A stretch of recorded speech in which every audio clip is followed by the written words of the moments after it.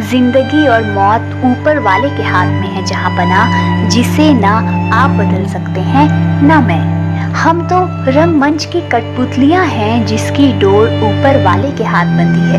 कब कौन कैसे उठेगा ये कोई नहीं जानता। फिल्म आनंद में भले ही ये डायलॉग राजेश खन्ना बोलते हैं, लेकिन असलियत यही है। न तो जिंदगी का भरोसा है और ना ही मौत का, लेकिन इतना जरूर है कि जो पैदा हुआ है उसे एक ना एक दिन इस दुनिया से जाना ही है। वैसे तो मौत का कोई दिन निश्चित नहीं, लेकिन कभी कभार ऐसे संयोग देखने को मिल जाते हैं कि हैरानी होती है। कम से कम मुकेश, मोहम्मद रफी और किशोर कुमार के मामले में तो ऐसा ही देखने को मिला। मुकेश, मोहम्मद रफी और किशोर कुमार ये तीनों ही अपने दौर के महान गायक रहे और असल में ये तीनों बहुत अच्छे दोस्त भी थे। आपको बता दें कि जहां इनके करियर में एक दिलचस्प संयोग रहा, वहीं उनकी मौत से कुछ घंटों पहले भी एक विचित्र संयोग देखने को मिला, जिसके बारे में जान हर कोई स्तब्ध था।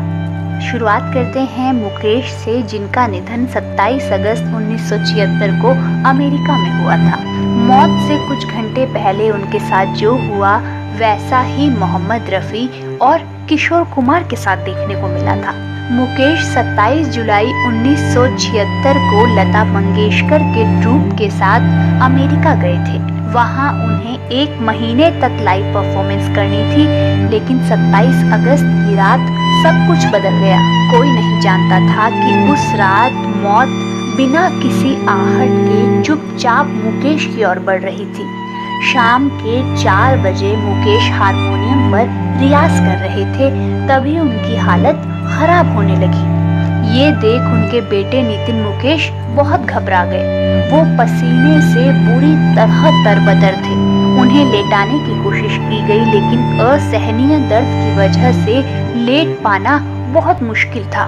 तब तुरंत ही डॉक्टर को बुलाया गया। डॉक्टर ने देखते ही बता दिया कि हार्ट अटैक आया है। उन्हें तुरंत ही अस्पताल ले जाने को कहा गया। लिफ्ट काम नहीं कर रही थी, तो व्हील चेयर मंगवाकर 20वीं मंजिल से नीचे उतारा गया।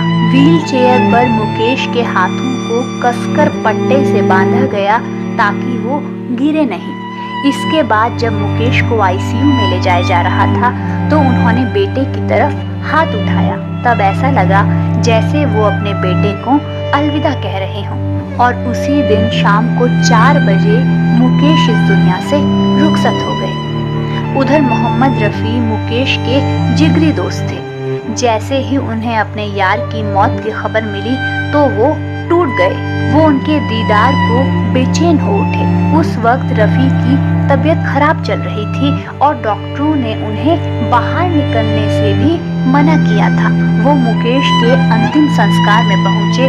रफी की आंखों के सामने वो सारे लम्हे घूमने लगे जो उन्होंने मुकेश के साथ बिताए थे। लेकिन 26 जुलाई 1980 से रफी की जिंदगी जैसे सिमटनी सी शुरू हो गई। मौत धीरे धीरे उनकी ओर कदम बढ़ाने लगी थी।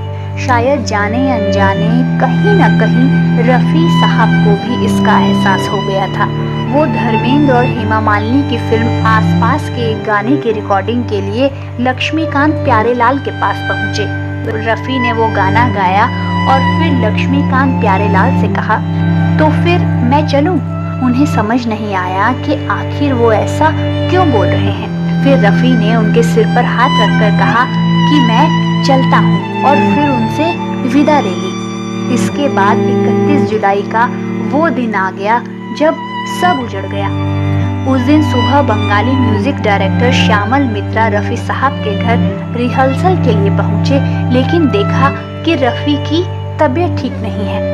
उन्होंने रिहर्सल कैंसिल करने के लिए कहा, लेकिन मोहम्मद रफी ने इनकार कर दिया और रिहर्सल चालू रखा। इसके बाद श्यामल मित्रा तो चले गए, लेकिन 12 बजे तक मोहम्मद रफी को अचानक बेचैनी महसूस होने लगी। उन्हें सीने में दर्द और जलन की शिकायत हुई। रफ़ी के परिवार ने फैमिली डॉक्टर को बुलाया लेकिन वो मिल नहीं पाए। इससे देरी हो गई। फिर दूसरे डॉक्टर को बुलाया गया तो उसने तुरंत ही रफ़ी साहब को हॉस्पिटल लेकर दौड़ने को कहा। अस्पताल पहुंचे तो लिफ्ट खराब मिली, लेकिन अस्पताल में कोई और व्यवस्था नहीं थी जहां हार्ट अटैक जैसी परिस्थिति से निपटा जा सके। ऐसे में रफ़ी को बॉम्बे हॉस्पिटल ले जाया गया, लेकिन तब तक उनकी हालत और बदतर हो गई। इसी बीच उन्हें एक के बाद एक 3 हार्ट अटैक आए और रात को 10:25 पर वो इस दुनिया को अलविदा कह गए। वहीं किशोर कुमार की मौत का भी मोहम्मद रफ़ी और मुकेश की मौत के साथ अजीब संयोग रहा। उनकी मौत भी हार्ट अटैक से ही हुई और आखिरी समय में वो भी पूरी तरह पसीने से नहा गए थे। किशोर कुमार ने 13 अक्टूबर 1987 को ये दुनिया छोड़ी थी।